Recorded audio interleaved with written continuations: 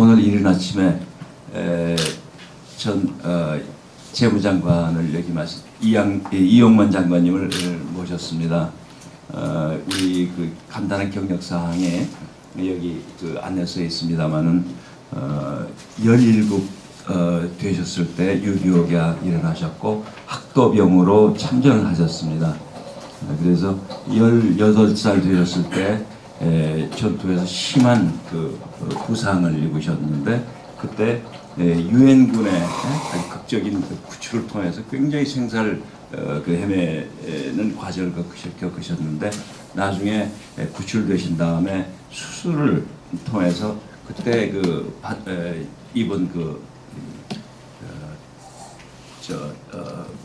총탄이 몸속에 있었는데 대부분 빼냈지만은 지금 척추에는 그 생명의 지장이 있으셔서 그걸 빼내질 못해가지고 지금까지 그걸 몸에 가지고 계십니다. 근데 대단한 그 입시전적인 인물이신 건 여러분 다 아시겠지만은 그런 의지를 가지고 이쪽에서 대한민국을 건설하는데 가장 중요한 역할을 하신 경제관료이셨고 정무장관이 되셨습니다.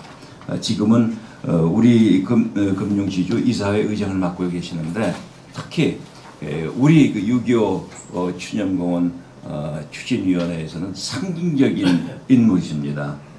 저희보다 10배 이상 부지런하시고 10배 이상 노력하시는 이런 큰 어르신을 모시고 오늘 아침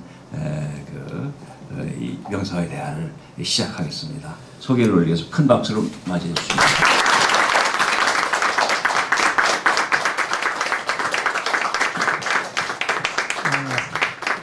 참여의 말씀을 해주셨는데 추운 날 이렇게 이른 아침에 이렇게 나오신 분들한테 무슨 말씀을 드려야 이제 보답이 되는지 참 가름도 나지 않습니다만은 제가 그동안에 살아온 일 그리고 또 시간이 드는 대로 내가 정부에서 했던 일 그것들 일부를 부분적으로라도 좀 말씀을 드리겠습니다. 제가 이북에서 강원도 우리 유교 철의 삼각지대라고 그래가지고 평강, 철원, 기마 이 철의 삼각지대에서 평강에서 태어났어요. 평강에서 태어났는데 그때는 참 일정시대 우리 삼남매 중에서 차남으로 태어났는데 아주 비교적 부유한 농촌에서 자랐습니다. 집에 가축들도 많아서 소도 2마리 있고 양도 한 120-130마리 있고 말도 있고 다 개만 빼고는 모든 가축이 다 조그만 목장만 가지고 있었는데 아주 마을에서 아주 저희 착실한 소년으로 인정을 받고 학교에서는 그래도 일정 때는 이게 학교에서 우등을 하면은 노트에다가 공책이란 노트에다가 상자를 이렇게 좀 전부 이제 상자 찍은 이제 노트를 쓰고 그랬는데 때로는 학교 갔다 와가지고서 이제 양도를 이제 풀을 띠기라고 그러면 우리 성경에서 나오는 요셉이나 데비는 베이시나 모두고 참 목자들이었습니다만 그렇지는 않더라도 양을 한 120마리 몰고 들판에 나가면은 들판에 나가서 풀을 띠기다 음서 안쪽으로 난 또 숙제를 이렇게 하고 그러고 왔는데 양은 내가 갈 때 어린이가 거꾸로 타요. 앞으로 타면 이거 왔다 갔다 거꾸로 이 가해 사이다 양 목이 들어가게 해서 큰 순양 하나를 하고 많은 조약돌을 가지고 톡 때리면 막 뛰고 다 따라와요. 그래가지고 아버지가 집에 이제 농사를 지으니까 머슴들이 지금 사랑강에 항상 한두 명씩 있었는데 머슴들을 새로 들을 때마다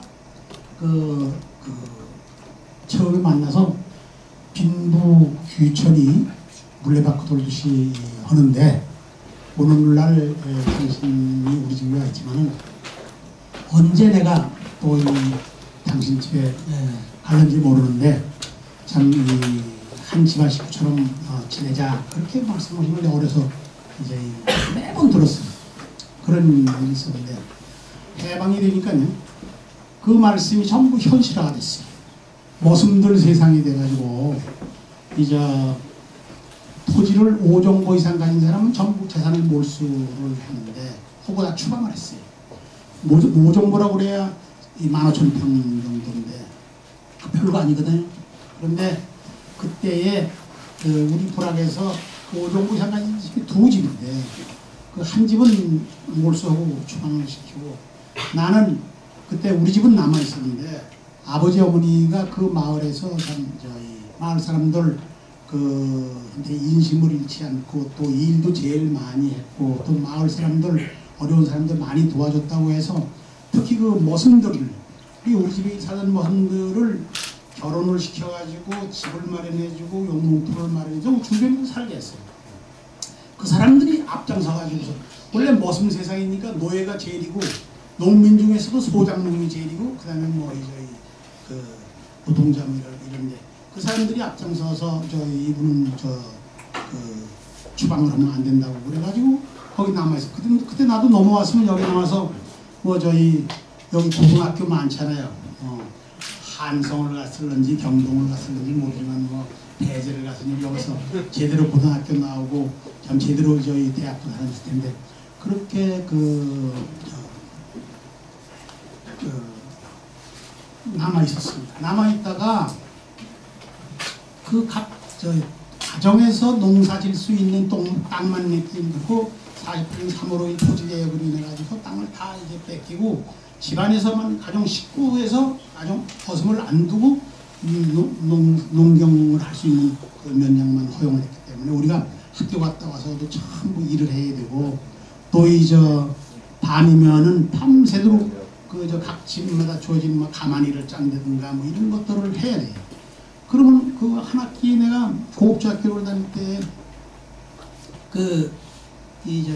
밤 12시까지 그냥 그 형하고 둘이서 이제 하나는 가만히 이걸 누르고 나는 또 자질한다고 이걸 하고 그렇게 해서 밤새도록 일을 하고 12시 그때부터 또 이제 시험 공부를 했는데 그렇게 쉴 틈 없이 한 학기에 우연히 내가 또 전교 초등생이 됐어요. 초등생이 되면 여기 이북에서 나온 사람들은 뭐 잘 알겠지만 전 5점 만점에서 전 과목이 5점을 맞아야 되는데 전 과목이 5점을 맞은 사람이 우리 고급중에서 한 명인데 그건 이북에서 이제 전국이 다 똑같은 시험 문제 가지고 똑같은 교과서 가지고 똑같이 공부를 했는데 그래서 그 초등생 회의를 평양에서 이제 모란봉곡장에서 하도록 돼 있었는데 당연히 내가 가야 되는데 나는 출신 성분이 이 지주의 아들이라서 빠지고 노예의 아들이 갔어요. 근데 그때 그러지 않아도 아버지가 항상 이 남쪽으로 월남을 해야 되겠다는 기회만 노리고 여기에 몰래 라디오를 듣고서 남쪽 소식을 듣고 가서 항상 사람이 모여가지고 정보교환을 하고 하셨는데 그러니 이제 도저히 애들을 여기서는 공부를 못 시키더라. 김일성 하면 김일성 거기서 원수라고 하는데 원수를 아주 진짜 거기서는 대원수라고 그래가지고 장군 위에 원수인데 그냥 원수라고 그러고 그러니 거기서 평강사 안 되겠다 해서 김하로 이제 남쪽으로 좀 가까운 데로 가자 김하에 와 있다가 6.25가 났는데 제가 6.25 대한 거를 이명박 대통령이 한번 식사를 하는 자리에서 육사 합격자의 70%가 6.25를 여기서 이 북침으로 알고 있더라. 그래서 내가 화가 나서 그러면 나라도 내가 이북에서 남침 준비 현장에 동원된 사례를 증언을 해야 되겠다. 그래가지고 좀 정리를 했습니다.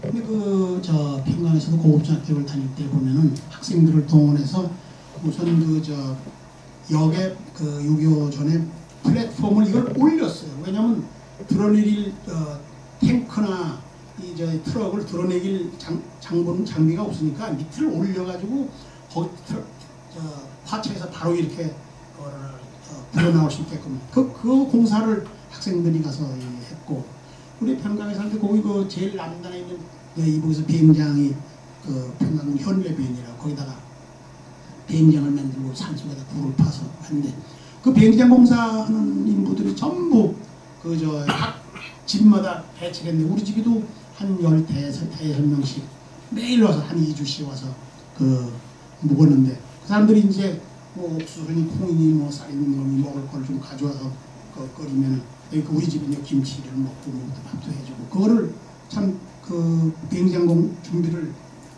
하고 그 다음에 이제 그 평강서부터 이 38선까지 가는 이 넓은 도로 공사를 할 때도 각 집에서 한 사람씩 동원돼서 아버지가 우리 집에 동원되면 이제 휴일이나 방학 때는 내가 또 가서 우리 교대해가지고서 그 공사장 일을 하고 공사장 일하는 게 지게하고 삽하고 둘째 가만히 이런 거 가지고 돌을 날르고 뭐 이렇게 해서 그 공사장에 동원이 되고 거기다가 이제 그 김하의 고급대학교를 옮겼을 때 6.25 전에 그 철원에서부터 금강산까지 가는 이 중부전선을 이렇게 걸러지는 그 전철이 있었는데 그 전철에 학생들을 말이죠. 학생들을 6.25 전에는 한 일주일 전에 근데 학교 안 와도 좋다. 전부 전쟁 준비하는 군수물자하고 군인들만 실어나려고 그리고 매일 아침 우리 집 앞으로 탱크하고 이 트럭들이 그냥 밤새도록 낮에는 안 다니고 밤에 밤새도록 이 남쪽으로 몰려오는 거를 내가 봤습니다. 그런 것들이 남시 준비 현장 이렇게 이제 다 하고 나서 그 다음에 그 25일 날 6.25가 났을 때에 그 참 남반부의 이 국방군들이 침략을 해와서 영영무성한 우리 좋은 인민군이 경의의 반격을 가했다. 그래서 남반부에 있는 그 미제국주의자들을 그 밑에서 신음하는 남반부의 인민들을 해방시키기 위한 정의의 전쟁이다. 이렇게 했습니다.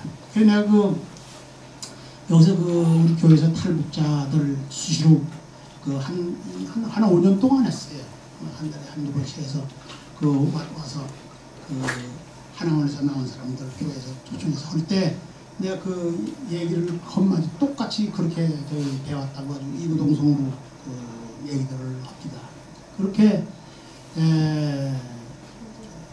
전쟁이 났는데 그 28일날 우리 저희 고등학교 학생들을 전부 신체 검사를 해가지고 전원이 다 장교로 끌려갔어요.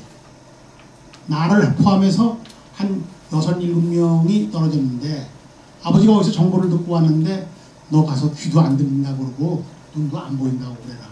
그래서 눈이 일정한데 이렇게 째진 거 이렇게 째졌다고 그러고 이렇게 째진 거 이렇게 째졌다고 그러고 합격. 그다음에 또 귀가 안 들린다고 그랬는데 이만한 시계를 아마 저기서 가지고 있어도 들릴 거야. 여기서 째깍째깍 하고 이쪽 손들을 이렇게 해도 또 합격.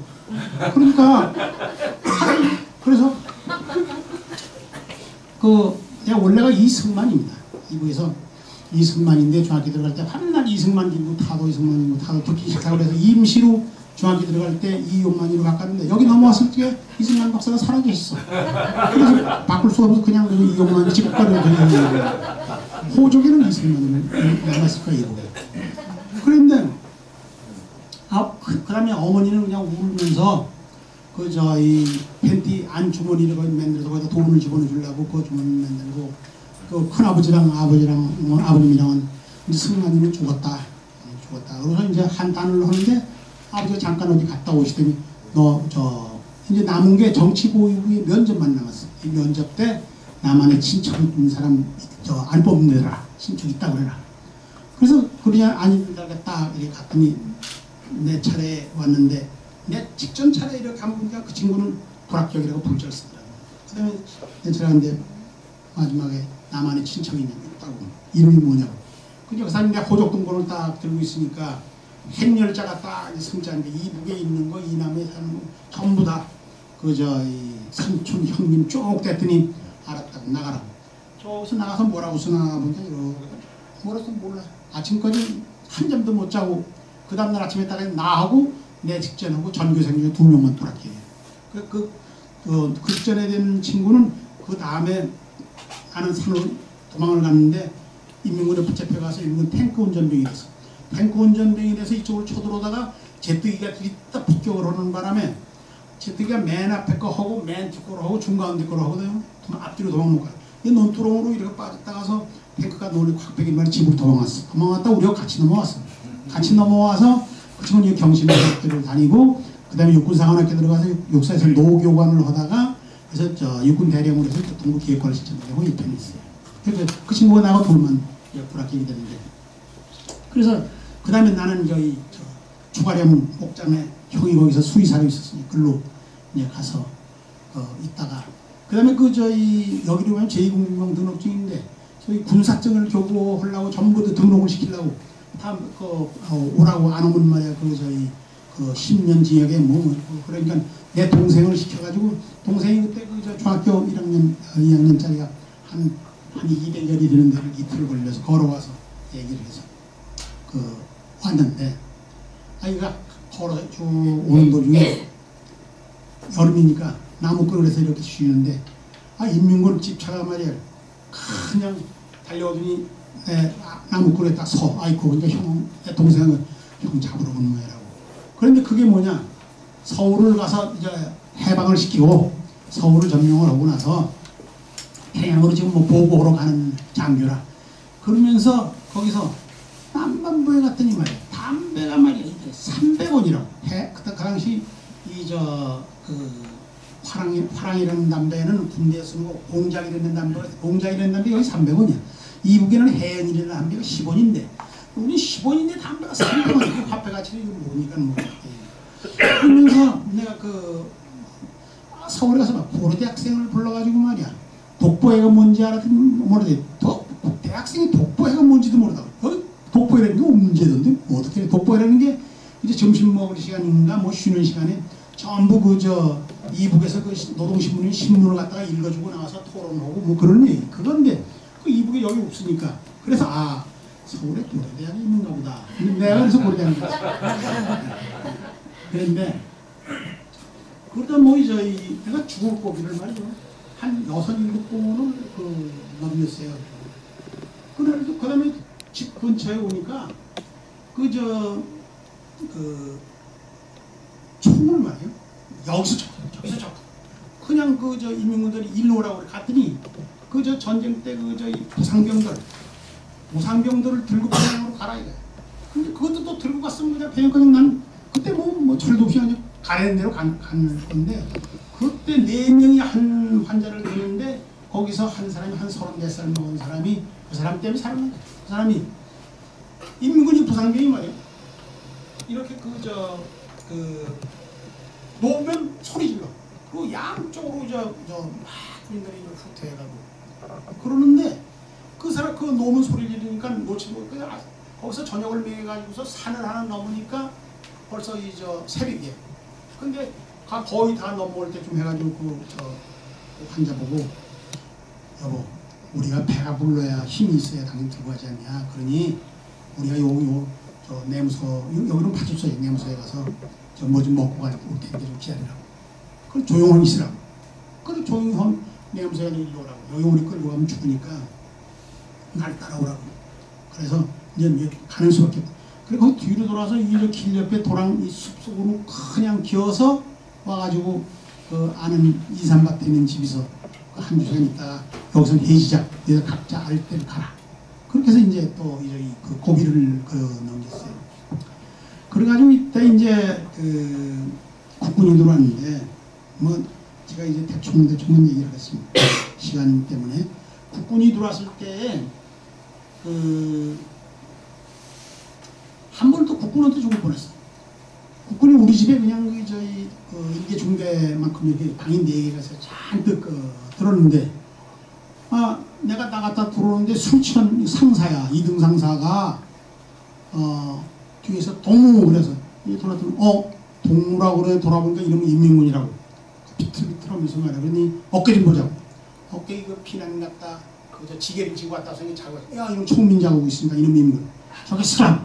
나무인데가 서스고 갈비총을 이렇게 쓰려고 하니 비틀비틀 쓰려고 하는데 그때 마침 어머니가 허드렛 물을 버리러 나왔다가서 내가 이제 손을 들고 서 있고 총을 여기서 겨누고 있으니까 소리를 냈다 질러가지고서 그다음에 그 저 중대장하고 군인이 나서 방면에다가 그 군인을 뺑머리를 쳐서 그냥 출전한 사람이 쏘면 맞는 거지 그거 뭐. 그래서 그 죽는 걸 또 면했어요. 그래가지고 이제 학도대를 치안본부에다 만들어서 근데 그때 참 국군들이 쭉 들어가니까 인민들이 양쪽 산으로 다 올라갔는데 거기서 김하에서 금성 쪽으로 금강산 금강산 쪽으로 한 50리 공부톱으로 걸어간다고 갔는데 갈 때 집에서 어머니한테 내가 오늘 저쪽으로 공부톱으로 간다고 그러니까 뭐 먹고 가라 하면서 떡을 부어주셨어. 콩가루 인절미 해서 이걸 부어주셨는데 그거 한 3개 먹었는데 그거가 어머니가 주신 마지막 음식이야. 그 다음에 그걸 다시 못 뵀는데 그렇게 하고 갔다가 시내로 저녁에 들어오는데 시내가 벌써 인민군이 점령을 했어요. 패잔병들이 산에서 내려 점령해. 그걸 모르고 이제 들어오니까 총을 우결대다 일다 쏘니까 우리는 아마 인민군으로 알고 그런 모양이라고 다 같이 합창하자고 그러면서 양양한 앞길을 바라볼 때 그냥 더 쏴. 그러니까 우리 집은 여기서 한 300m 정도 남았는데 그 옆에 이제 내무사 치안대가 거기 있는데 거기서 이제 학도대라고 그냥 막 더 쏘니까 해는 어둑어둑해지는데 이거 우리를 아마 인민군으로 알고 그런 모양이니까 요 다리 넘어가서 내일 아침에 들어가자고. 그 다리 넘어와서 그다음에 먼저 적구병을 2명 보냈고 먼저 앞서서 가는. 그러면 뭐 껐떡껐떡 치안대에 들어오는 놈 인민군이 잡아서 그냥 죽여버렸어요. 그리고는 그 다음날 아침에 보냈으니 벌써 이미 시내는 인민군이 장악을 하고 아침은 빛나라 이강산 하면서 이제 트럭이 왕왕 달리니까 안 되겠다고. 그래 거기서부터 이제 넘어온 거야 이쪽으로.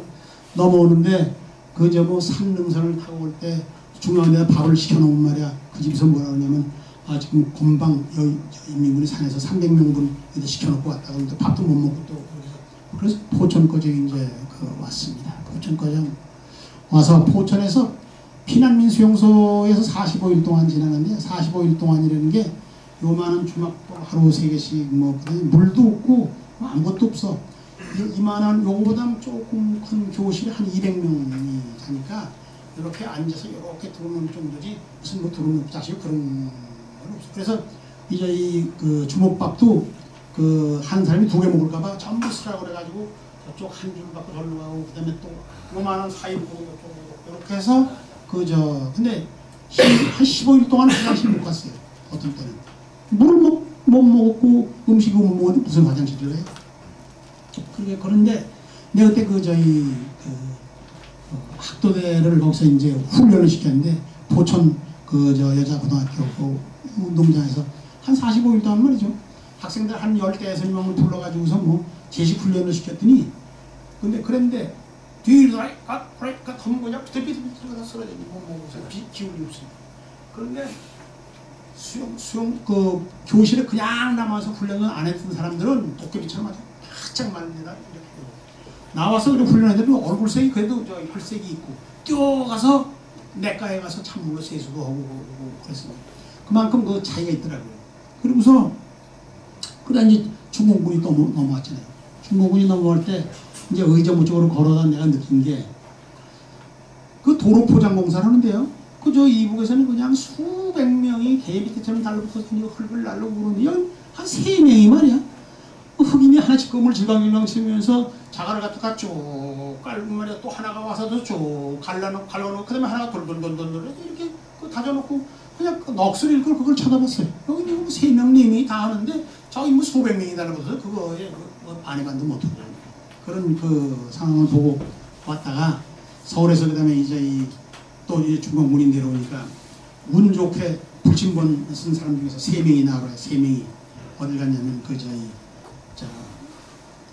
남쪽으로 먼저 가고 싶은 사람 손들라고 해서 그랬더니 지금 비원 창경원 옆에 비원 자리로 갔는데 비원에 말이요 서울에서 제일공중 나가는 사람들이 참 구름같이 몰렸어. 참 멋있어. 미제 군복으로 머리 착적 뽑아 입고 말이야 모자 쓰고 리쿠사크 하나씩 그 걸머지고 리쿠사크가 뭔지 모르지?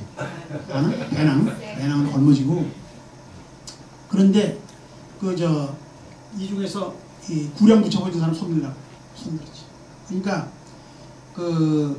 내가 학도대로 훈련했기 때문에 훈련장이 제려! 야, 뭐 보고가 뒤로 돌아니까 몇 번 하니까 말이야. 너 일로 와. 그래가지고 내가 서울대 50년 12월 17일부터 서울 사람들이 쫙 하루에 뭐 수천 명씩 내려가는데 내가 18부대 18일날 그래서 18부대 3대대 9중대 3소대 소대장 딱 했어. 그러니 서울 사람들이 주민등록증 다 거두래. 주민등록증 다 거두니까 말이야. 그러니까 나 신분증 없긴 안 하는 사람들은 마찬가지야. 나는 뭐 어차피 신분증 없는 사람이고 그 사람들도 뭐 없는 사람이고. 그래서 이제 인솔을 하고 내려가다가 뭐 중가운데 여러 가지 이로가 있습니다만 어떤 때는 가서 방위군 본부에를 또 가면은 너 몇 살이야? 무슨 내 동생과 동갑인데 너 배고프지? 예. 너희 방에 몇 명이야? 14명인데 그래?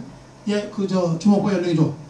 우리는 요만큼 먹었는데 2만원 주먹밥을 14개 갖다가 이제 방에 갖다 주면 말이야. 이 사람들이 참 좋다고 그랬어요. 근데 사실 12월 30일 날 우리가 대구정 갔는데 12월 18일서부터 이 서울서 떠나는 게 한강 강변으로 해가지고서 이 국도로 양평 뭐 여주 이렇게 쭉 상주로 해서 오라는데 얼마나 추운지 몰래.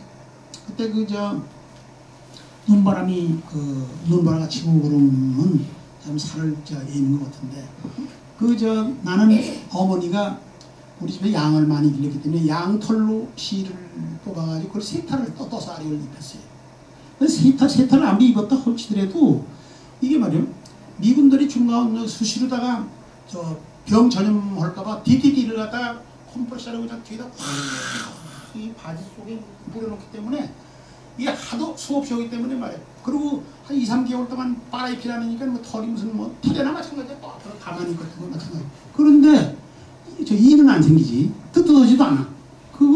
그래도 그걸 입고 이북에서 입던 의경목이라고 그러는 그 양 그걸로 만든 교복 그거 입고서 내려갔는데 내려갈 때 같이 가는 사람들한테 내가 2번 한 번 더 걸봐. 한 사람은 문경세제에서 말이에요. 날 보고 좀 따라오래. 들어갔더니 두 사람이 담요를 이제 돈도 다 떨어졌어. 담요 하나를 팔아가지고 하나는 반씩 잘라가지면서 동태를 사다 가서 쌀하고 사다 가서 이제 국을 끓여 먹으면서 날 거기다 끼워준 거야. 소대장이 신문을 잘했다. 근데 거기서 쌀을 팔아다가 밥을 해달라고. 쌀을 사와야 밥을 하지 쌀을 팔아다가 어떻게 밥을 하냐. 난 그 경상도 그 말을 몰랐어. 쌀을 팔아다가 아니 거기서 저희 두 사람이 그걸 해줘서 잘 먹고 왔네. 근데 상주에 갔는데 상주의 곶감이 그렇게 좋은 걸 그때 처음 알았어. 한 사람이 곶감을 한 접을 샀는데 한 접 100개 아니야? 해가지고 한 꼬치를 줘. 든든하니까 먹어두라고. 그 사람 얼굴 나 지금도 몰라요. 동태국 끓이는 사장님의 산. 육군 훈련소에서 말이요. 대구에 있는 그 훈련소에 들어갈 때는 우리 경산과정 걸어가서 경산에서 이 중에서 만 18세 이상 35세 미만만 신체 검사를 받더라고. 나는 18세가 아닌데 뭐 신체 검사 대상이 아니잖아. 일단 모르겠다. 신체 검사하고 합격했다고 하는 사람들 맨 앞뒤로 딱 섰어. 그랬더니 이제 뭐야? 갑자기 게임이다! 그랬더니 앞으로 컷! 해가지고 대구 훈련소에 들어가는 거야. 그래서 내가 6.25 60주년으로 조선일보에서 날 보고 인터뷰를 하자고 해서 쓴 거에다 내가 18살이 안 됐는데 이제 군에 들어갔다는 거를 일선에 있는 군인이 널리 돌아가면서 그 신문을 보고서 조선일보에 편지를 했어. 자기가 이제부터 정신 차려야 되겠다고 이용만 장관은 나일까지 말이야 올려가면서 말이야 군대 갔는데 난 제대할 날짜만 기다리고 있었는데 너무 면목이 없다고 열심히 거기서 복무하고 나가서 인차하겠느라고 그런 편지 조선일보에서 또 났습니다. 내가 그것도 봤는데. 그래 대구 훈련소의 경산에서 들어갔는데 훈련소 들어간 게 12월 30일 날 입대했어요. 근데 얼마나 좋아. 그러니까 말이야. 콩나물국도 주지 말이야, 알람이 밥도 주지 말이야, 담요도 몇 장 주지 말이야, 뜯겨 보지 말이야. 나는 참 아주 햇댔어. 근데 도망가려고 사람들이 막 그기 때문에 누비 옷을 입었는데 누비 옷을 밤에 바깥에 나가서 못 입고 나가게. 추운데 그 누비 입고 도망가려고 말이야. 그렇게 이제 아주 경계가 삼엄했는데 거기서 새벽에 말이야. 장작을 이만큼만 그 쥐사반에다 갖다 와서 이제 가서 4시쯤 일어나 여기다 놓을까요? 그러면 야 여기다 놔라. 그래서 이제 그런 기사 하나 팔을 불면 너 배고프지? 네. 누룽지 가져와. 가만히 긁어 낮에 와서 거기 훈련병 올 정도면 침대 몽들이 막 두드려 패는데 밤에 와갖고 장작도 갖다 주니까 말이야. 누룽지를 여기다 집어넣고 바지 속에다 집어넣고 와서 그럼 그때 일어나. 너도 먹어라. 이제 좀 피면서 그냥 좋다고 일이 있었는데 누룽지 그 중에서 이제 몇 개를 이렇게 덩어리를 매놨는데 동태국 끓여준 사람을 거기서 만났어. 사역을 나갔다. 배고프죠? 마찬가지지 뭐. 장례들이죠. 들어와서 내가 가지고 있는 덩어리 6개인가 뭐 이렇게 된 거를 가지고 근데 그 사람 말이야. 배고픈 사람이 그걸 아마 몇백만 원을 줘도 그렇게 만족해질 거야. 그래서 난 동태국 얻어먹은 거를 이제 고마워서 가지고 난 내가 지금 조금 일찍 일어나면 또 생기니까 그런 일이 있었어요. 그러고서 이제 그 자리가 이제 마지막 훈련장이 거의 보충대 자리가 됐는데 그 보충대에서 나가는 할 일 없이 있는 건데 말이야. 창고에 어떤 사람이 손을 넣어서 나도 그때 보니까 뭐야 여기 메리치니까 옆에 자는 놈한테 한 마리 도망 못 가게 하라고 담요 10가지 쓰고 차에 담요 쓰고 주었더니 이니 먹더니 말이야 나한테 척척한 걸 입에다 얹어줘. 뭔가 했더니 이놈은 장교식당에 가서 소고기 날고기를 한 꿈 가져왔어. 한 덩어리를 날 줬는데 그리고 이 날고기가 아무리 한 30분 씹어도 안 씹어져. 야 이거 심줄 덩어리야 이게 심줄. 뒤꿈치 소 심줄이야. 그거를 한 30분 야 이거 안 씹었는데 이게 야 그래도 먹어도 꼬르륵 넘어갔는데 큰 것도 없이 씹어야 되는 거야. 그런 훈련 그리고 보충대에서 이 중에서 중학교 이상 졸업자, 재학자, 중퇴자 나오래서 또 손들었어. 그게 나간 것이 미 2사단 38년대 레인저 컴퍼니라고 해서 유격중대에 글로 갔습니다. 거기서 한 40일 남아 훈련을 했는데 훈련에서 아주 참 지독한 훈련이에요. 그래가지고 유격전 한 거의 대비 훈련이에요. 예를 들어서 경기관총도 그래요. 기관총을 보통 때는 이렇게 한 사람이 쏘고 한 사람이 실탄을 받쳐두는 건데 실탄을 몸에다 감고서 이렇게 후들어놓는 훈련. 또 화염방사기라고 해서 휘발유통을 들여가지고 이렇게 쏘는 말이야. 그냥 그 일대가 다 타지고 방공호 같은 데 한 방만 쏘면 그 안에 있는 사람 다 타지고 굴 속에 있는 사람은 그런 화염방사기 지구하는 거 각종 유교 훈련을 또 변장하고 들어가는 훈련도 그렇게 하고서 전쟁을 했는데 전쟁 이제 한 건 다 생략을 하고 내가 이 부산당을 아까 잠깐 말씀을 했지만은 그게 이제 춘천의 가리산이라고 하는 데서 이렇게 가는데 날 보고 천막을 지키고 그냥 있으라고 그랬어요 우리 소대장이. 애무항을 그 당시에 애무항 지금 애무신경은 가벼운데 애무항 총은 말이요 이게 실탄을 8발을 집어넣고서 손 한꺼번에 반자동이 돼서 이렇게 쏘는 거. 실탄을 몸에다 한 300불 감고 갔어요. 그리고 소대장이 맨 앞에 가고 내가 가고 선임하사가 가고 그 다음에 또 쭉 들어서서 가는데 금방 여기서 담배꽁초에서 연기가 나. 거기 인민군 애들이 거기에 이제 나타났다 가서 도망쳐서 갔는데 웃돌이 벗어난 것도 미처 못 가져갈 정도로 다급하게 달아났어. 나는 그때 능선으로 걸어가면서 이런 생각을 했어요. 우리 형이 저기 인민군에 끌려 나와서 나를 총을 겨누면 내가 저걸 쏴야 되느냐 안 쏴야 되느냐 그런 생각을 하면서 걸어갔어요. 그런데 그걸 지나서 가니까 인민군들이 잠복하고 있다가서 그다음에 바라락 쏘니까 소대장은 저 산 밑에 바싹 붙고 나는 그 자리에 이제 엎혀서 이제 사격을 계속 한 시간 넘어 쏘다 보니까 탄이 거의 다 없어졌어. 근데 유병총 앞에 그 간음자가 녹아서 움직이는 거 하면은 이 나무 뚜껑이 있는 나무 뚜껑이 총열이 과열돼가지고 연기가 나. 그 앞이 안 보이잖아.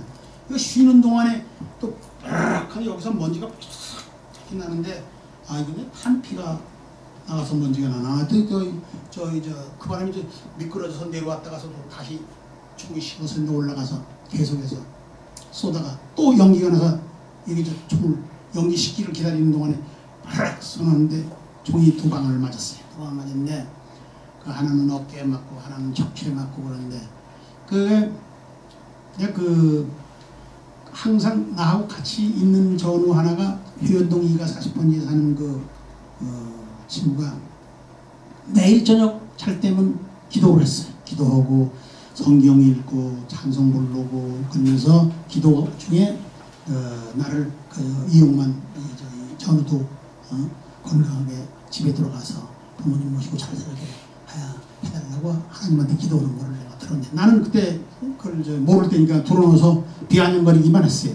그리고 이제 찬송가를 며칠 후 요단강 건너가 만나리 그럼 내가 나한테 며칠 후 깜장 공알 먹고 조구리 그렇게 비아냥거리는데 그 친구가 정성스럽게 한 기도를 해서 나는 글쎄 그 기도의 은덕으로 살아났다고 그렇게 감정을 합니다.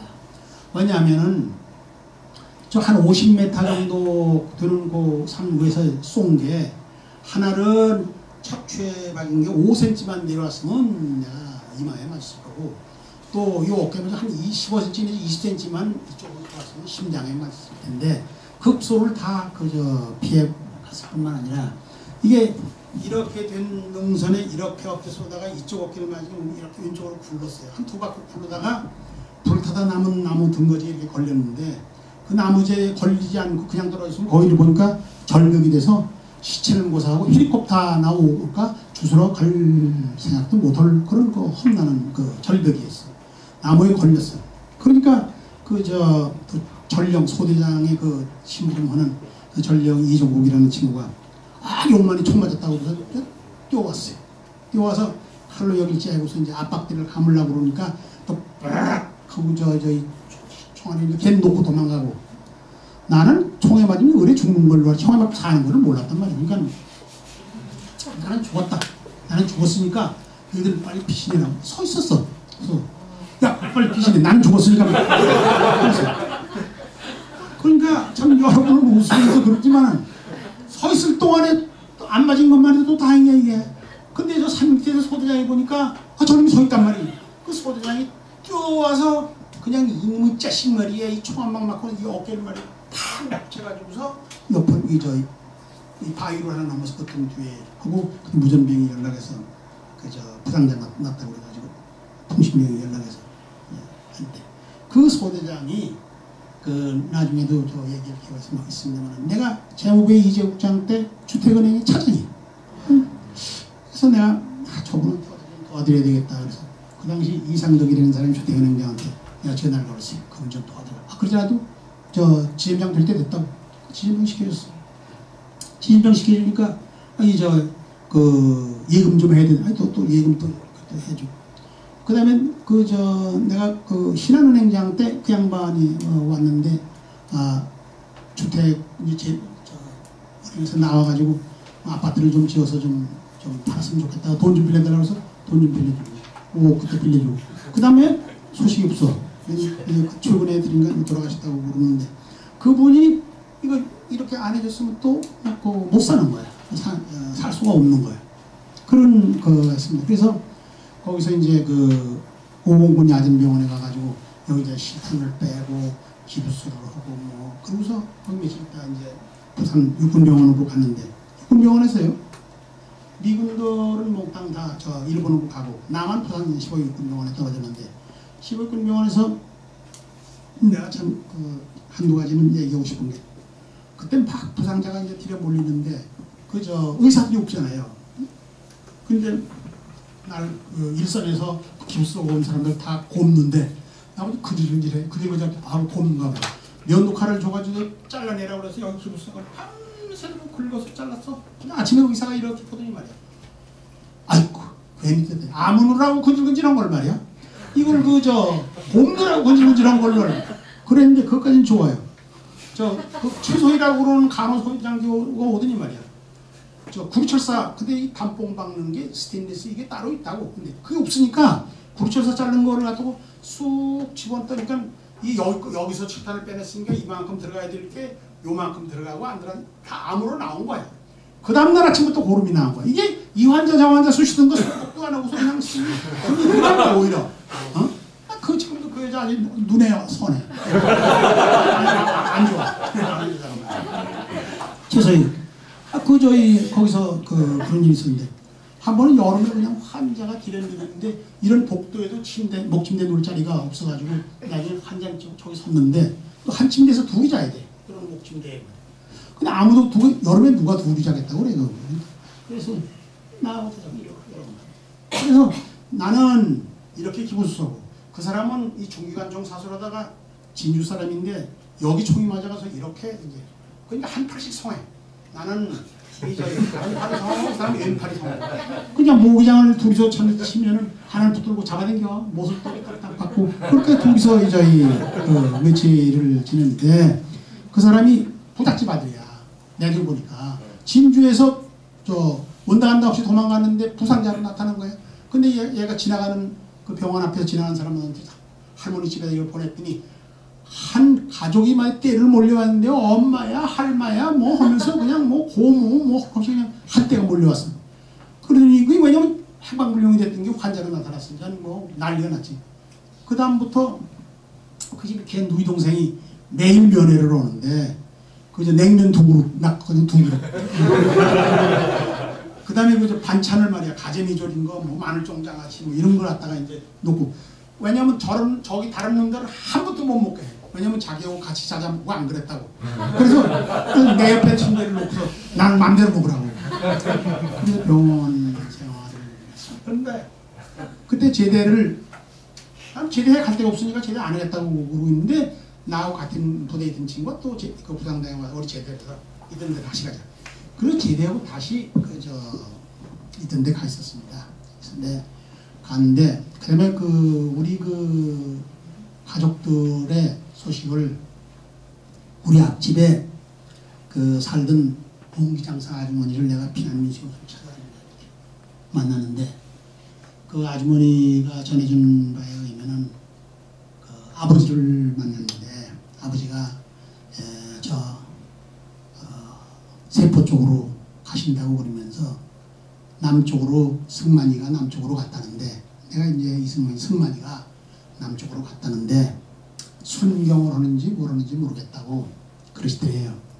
그게 이제 대부분 미국에서 나온 사람들이 경찰관이면 군인이야. 그때 당시 갈 데가 없으니까. 그래서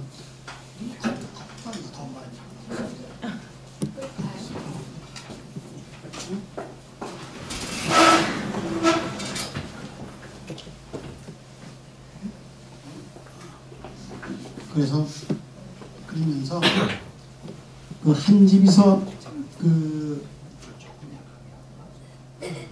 한 사람씩 동원돼 가지고 그 산에 이 굴을 파는 공사를 하는데 그 공사장에 아버지가 이제 동원돼서 가 있는데 이 B19가 말이죠. 그래서 B19인지 모르지. 미군 폭격기가 이게 폭탄을 드문드문 떨어뜨리면 엉덩이가 파지는데 소위 그 융단 폭격이라고 해서 기마 시내를 그냥 다 폭격을 했어. 그러니까 아버지를 보니까 그 방공호짜리 근처도 폭격하는 것 같으니까 이 몇 사람한테 이제 부전이 와봤대요. 방공호를 우리 아버님이 철도 침목을 가져서 단단하게 만들어서 직접 탄 떨어지지 않으면 안전할 정도로 이렇게 만들어 가족이 그 안에 있었는데 다른 사람들은 다 피난 나오면서 피난 못한 것도 내가 북쪽으로 공비특보로 갔는데 나 하나 두두고서 우리 가족들이 나가면 어떡하냐 그래서 기다리느라고 피난 못 오신 거야. 다른 사람들은 다 기마에서 피난 나오는데 나 기다리느라고 피난 못 오시고 거기다가 그 방공호 서 있었는데 아버님이 와보시니까 방공호가 없어졌더래. 그래서 괜히 가지고 이렇게 하니까 또 어머니 시체가 나오고 그 다음에 한참 이렇게 또 동생 시체가 나오고 그럼 형이 없어졌더래. 그래서 또 담배 한 대 피고 또 한참 하니까 또 형이 그 나왔는데 그래도 그 21살 때니까 이 저희 위에서 이게 방공화 물은 척추가 부러져가지고서 이렇게 아주 그 다음에 피난 남은 사람들이 봤대. 기어다니더래 이렇게. 그러니까 숨을 조금 쉬고 있었는 거예요. 그래 가족이 그렇게 이제 미군 북쪽으로 이제 북미박산이 되고 그 나를 또 부상당했을 때 그 산에서부터 끌어내려온 거는 미군 생병들이 들로 내려오고 그래서 그 인민군 총탄에 맞고 미군 복도에 가지고 돌아가시고 또 나는 또 미군한테 또 이제 구제가 되고 그 참 6.25를 그 남들은 뭐 그냥 뭐 저게 이제 3.1 김일 운동 때 얘기처럼 이렇게 그저 뭐 그 하지만은 나는 그 얘기를 하라고 그러면은 참 아주 그 어려울 때가 많습니다. 그냥 그 아버님이 그 내가 그 아버지를 뵈면은 보고를 그 해야 되겠다고 생각했던 게 몇 가지가 있는데 그 중에 하나가 고려대학에 들어갔을 때 그 내가 그 남쪽에 내려와서 참 대학에 들어갔습니다 하는 거를 아버지가 날 공부시키지 못해 그렇게 참 그 애를 쓰셨기 때문에 남쪽에 들어갔습니다 하는 것이 내가 보고 그럴거리고 그 다음에 중앙청에 그 내가 기획통지관실에 이제 취직을 해서 그 경제개발 5개년 개혁을 그 1차 5개년 개혁 때 해서 박 대통령한테 정리해서 보고 그럴 때 참 중앙청에 취직을 했습니다 하는 게 아버지한테 내 보고 싶은 사이고 또 그 각 부처에서 재무부에 내가 이재국장이 이랬습니다 하는 게 또 보고 그 다음에 이북에는 뭐 재무부라는 게 별 빛을 못 보지만은 이 자유민주주의국가에서는 그 재무부가 그 아주 힘 있는 데니까 재무부 장관 했습니다. 그거를 아버지한테 영전이라도 가서 보고 드리고 싶은 그런 생각이에요. 내가 그 다음에 그 나를 운반해준 그 미군들을 찾으려고 말이죠. 아주 참 좀 애를 썼어요. 팔군 사령관한테 마지막에 여기 대사 통오고 뭐 청와대 통오고 팔군 사령관한테 그 부탁을 했더니 팔군 사령관이 조셉 힐이 이 이사단 제한군인회에 여기 해보고 있는데 여기다가 보내가지고 이제 여기다 한 페이지를 내 기사를 썼어요. 써가지고 내 그 사연을 쭉 써가지고 한 페이지를 써가지고 그러고서 이 사람 그 당시 아는 사람은 일로 연락을 해라. 내가 그 사람들을 초대를 해가지고서 우리나라의 발전상을 보여주고 참 아주 모든 재산을 다 들였으라도 불러가지고 하려고 그리고 여기에 VIP들도 좀 같이 참석을 하고 해서 한 200명 모아서 그저 이 잔치를 하려고 6.25 60주년을 맞이해서 하려고 백방으로 했는데 청와대도 그저 임태희 실장한테도 부탁하고 뭐 그 외무부 통하고 그저 먼저 그 캐서린 그 여자 대사한테도 또 대사관제 가서 또 밥 먹는 부탁하고 별짓 다 했는데 미국의 그 전사가 참 얼마큼 정확한 거를 내가 그 저기를 보고 하는데 그 내가 부상당하고서 내가 군대에 제대하기 전에 그 이사단 병력이 인제 골짜구니를 통과하다가 많이 죽었다는 얘기를 들었어요. 그런데 그게 딱 네가 5월 11일 날 부상인데 5월 14일부터 17일 사이에 인제 골짜구니를 지나던 그 이사단 그 병력이 거기서 많이 유실이 됐는데 너를 구해준 사람도 거기 포함됐을지도 모르겠다. 그런 그거를 그저 자료를 보내주더라고요. 그런데 거기에 이 기사가 나오고 그러니까 미국 방방곡곡에 있는 그 제대군인들이 이걸 다 보고서 보다가 한 사람이 내가 부상당해서 그 집처에 환자 2명이 있거든요. 그 내 옆에 탔던 사람이 저 미네소타 주 어디서 살아. 그 사람은 구해준 사람은 아니고 같이 부상당했던 사람인데 그 사람이 그 기사를 보고 자기도 그때 부상당했다고 했는데 그 그 3월달에 죽었대. 내가 그저 찾으려고 했는데 말이야. 몇 달 한 3개월 전에 죽었어. 그래서 그 사람이라도 좀 찾아볼 거야. 그 사람도 못 찾았는데 참 이 6.25가 여러분들 그 바람에 말이죠. 미국이 그 세계 각국에 이제 영향을 많이 준 미국은 그때에 아주 적색 공포증이 해가지고 국방력이 굉장히 강화됐어요. 그때 국방 예산이 그 전에는 120억 불에서 500억 불로 늘어서 120억. 아이젠하워 대통령 그때 공화당 참 20쯤에 됐는데 그 사람 돼가지고서 뭐 아주 강력하게 반공 체제를 했고 핵병기도 했는데 핵병기를 400개에서 1000개로 늘리고 그 다음에 제트폭 B-41 제트폭격기도 만들고 네이토 그 다음에 일본 또 합법화하고 그리고 한국전을 통해서 이제 미국이 좀 정치적 분야적으로 이제 세계 강국이 됐는데 다른 나라 이제 소련 뭐 중국 거는 다 이제 빼고요. 일본 거를 우리가 다 아시는 대로 생각을 해보면은 일본은 아주 참 우리 6.25 전쟁이 상당히 부흥하는데 중요한 계기가 됐습니다. 요시다가 그 당시 수상 때에 메가다가 베푼 조치에 대해서 참 이 관용을 베푸는 중에 사상 유례가 없다고 스스로 얘기할 정도로 참 관용을 베풀어서 그때에 소위 경찰 예비대를 처음에 약 7만 5천 명 경찰 예비대를 만들었던 것이 그 후에 이게 방위대가 자위되고 그렇게 됐고 그 다음에 참 여러 가지 산업 기술을 도입하는 걸 갖다 미국 지원을 해주고 그래서 6.25 전쟁을 통해서 일본 경제가 활성화됐는데 내가 군대에 있을 적에요. 시레이션이라는 게 이런 박스에 이게 3인분이야. 아니 하루치야.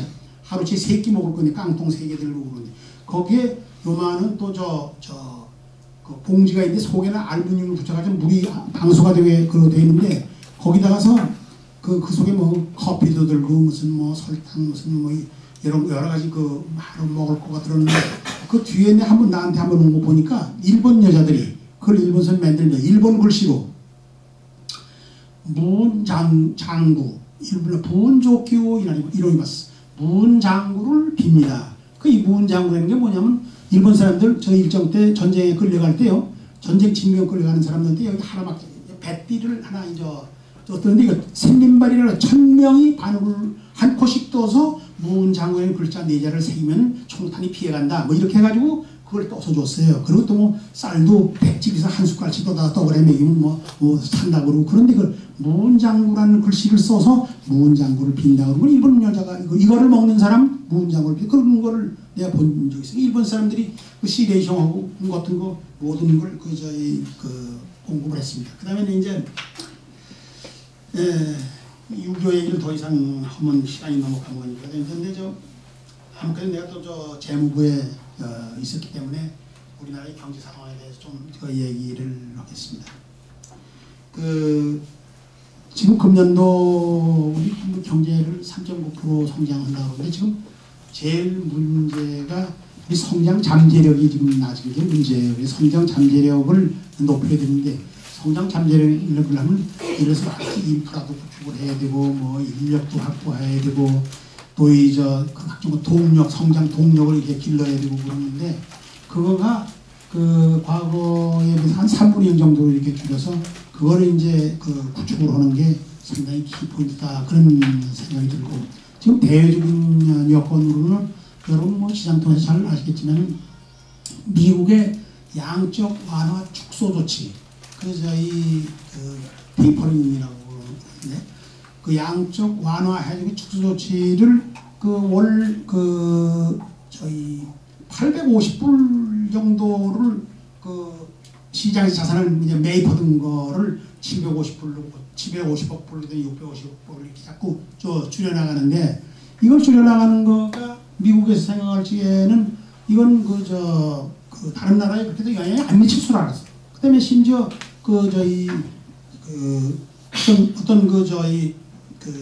연준 총재를 말해 달라서 연준 총재는 이 연준이라고 하는 것은 소위 페더럴 리저브 뱅크가 이것은 그저 미국의 중앙은행이지 전 세계의 중앙은행이 아니다. 그러니 우리는 여기서 미국 경제에 도움이 되는 정책을 해야 된다. 그렇게 했는데 그게 그건 또 문제가 생긴 게 미국이 이 소위 그 신흥국가의 와 미치는 관계가 거기가 저조해질 것 같으면은 또 그것이 미국 경제로 돌아오지 않느냐. 미국 경제 의존도가 한 15% 된다고 했어요. 그래가지고 참 당혹스러웠었는데 그러다가 이제 지금 버냉키라는 사람이 이제 그걸 조치를 취하고 그다음에 지금 옐런이라고 하는 여자가 이제 100년 만에 됐네. 옐런 취임식 때 지난 2월 초에 취임식 때는 그 전에 버냉키 취임식 때는 뭐 부시 대통령도 오고 뭐 국회 지도자 무슨 사람들 왔는데 아주 조용하게 그 취임식 치렀는데 취임하자마자 미국의 다우존스 지수가 한 2% 이상 떨어지고 그랬어요. 그런데 옐런이 취임해가지고 그럼 옐런하고 버냉키하고 파가 달라요. 비둘기파고 하는 매파고 뭐 이렇게 해가지고 비둘기파는 좀 일자리도 창출 많이 해야 되고 완화하는 것도 좀 축소하지 말라고 그러는 게 그 진원이고 이쪽 매파에서는 계속 축소를 하자고 했던 건데 어떻게 하나 했더니 지난 2월 11일 날 아주 단안을 내렸어. 얘는 버냉키 한 조치를 그대로 지속하겠다. 그러면서 다만 금리는 초저 금리를 유지하겠다. 그렇게 했는데 그렇게 해서 이제 유럽이나 미국의 주가가 좀 올라갔습니다. 그래 그걸 미국의 그 조치 하나하나에 따라서 세계 경제가 아주 민감하게 움직이거든요. 근데 거기서 금리가 오를 거 아니야. 실업률이 6.5%가 더 이내로 떨어지면은 금리를 올릴 것이다. 그렇게 했는데 지금 옐런이 금리가 떨어지더라도 당장은 실업률이 떨어져도 금리 안 올리겠다. 그런 얘기를 했어요. 그러면서 거기 그 신문에도 이제 났습니다만은 한국에 대해서는 아주 미국의 그런 조치에 의해서 흔들리지 않을 정도로 기반이 튼튼하다. 또 그런 얘기를 했어요. 그러면서 그것이 외환위기나 금융위기라 이걸 극복을 하면서 그런 터전을 마련했기 때문에 한국 경제는 탄탄하다.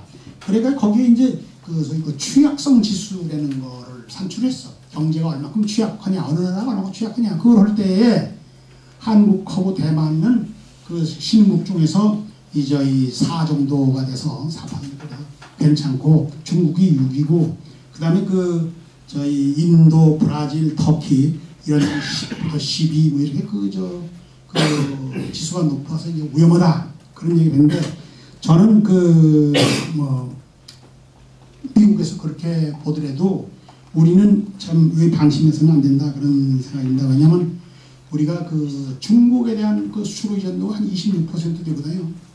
중국 수출이 높은데 중국 경제가 저조하면 우리나라도 저조할 것이고 또 이 소위 15개의 신흥국들이 저조하고 그러면은 한국을 보면 전부 53개의 신흥국들이 다 거의 교육이 안 되고 그러니까 어려워집니다. 그래서 거기에 대비해서 그렇게 예상되는 문제에 대해서는 해소책을 해야 되는데 수출도 줄 거고 말이야. 기업이나 이 금리 부담도 또 들어갈 거고 또 이 자금이 줄될 거고 거기엔 대비해야 된다 그런 생각이 들고 국내 경제는 아까 말씀드렸는데 그다음에 한 가지 내가 참 재밌는 걸 요즘에 신문에서 봤는데 우리가 4만 불 소득으로 저절로 가지 않는다.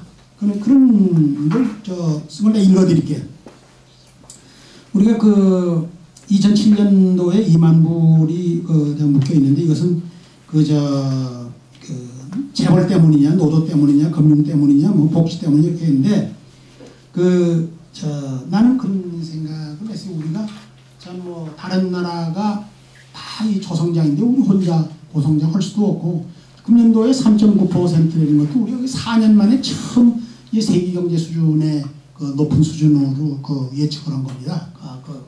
IMF 수준이 3.6%인데 3.9로 예측하고 그런 것도 처음인데 그래 이 금년도가 하나의 분수령이에요. 우리나라가 이제 재궤도에 진입하느냐 분수령인데 여기는 있어요. 조선일보에 난 건데 우리가 비판적 시각에서 이렇게 볼 건데 이렇게 해가지고서 4만 불 안 된다. 근데 정부 규제가 15,000건에 달하는 나라, 최고급 호텔 짓는다는데 학교 근처는 안 된다는 나라, 창업이 꽉 막혀서 5년째 20대 창업이 바닥인 나라, 집 2채 가지면 투기꾼이라고 손가락질 받는 나라, 공무원이 끼면 되는 것도 안 되는 것도 없는 나라, 테마파크나 공장, 신증설, 도지사가 아무리 하려도 안 되는 나라, 지구상에서 국회의원이 최고로 대접받는 나라, 완공된 국제금융센터가 텅 비어있는 나라, 카지노 허가해주면 국민이 도박꾼 된다고 생각하는 나라, 이렇게 하면 뭘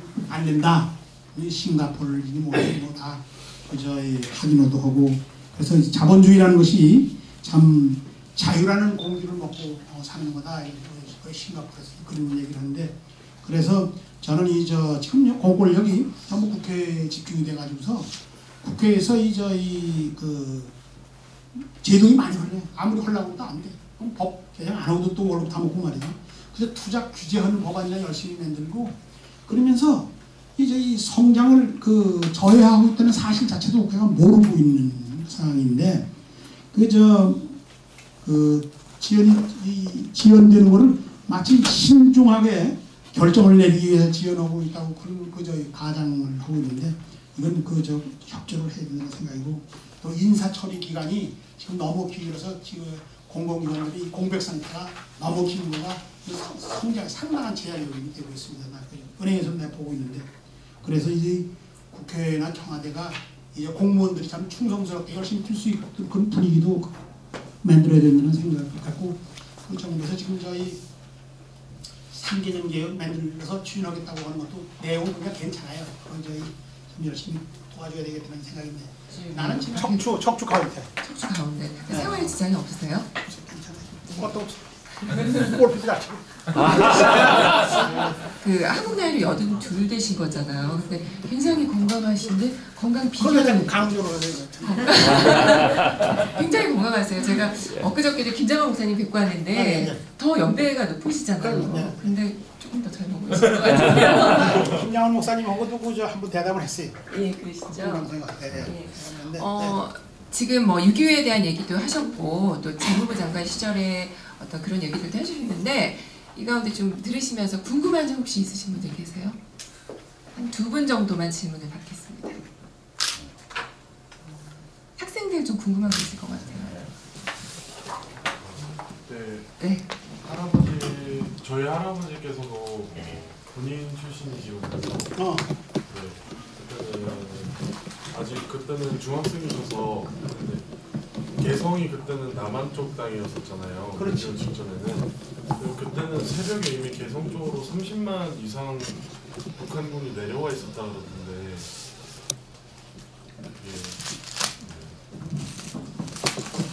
저희 북한군이 그 당시에 아까 말씀드린 대로 제가 우리 집 앞을 통해서 지나간 게 몇 대고 몇 명인지는 모르지만은 하여튼 총력을 기울여서 이 부분에 인민군 병력이 다 이 38선에 집중해서 모든 그렇기 때문에 개성뿐만 아니라 전 전선에 거쳐서 일제히 내려왔기 때문에 근무만이 집중돼 있었을 거고요.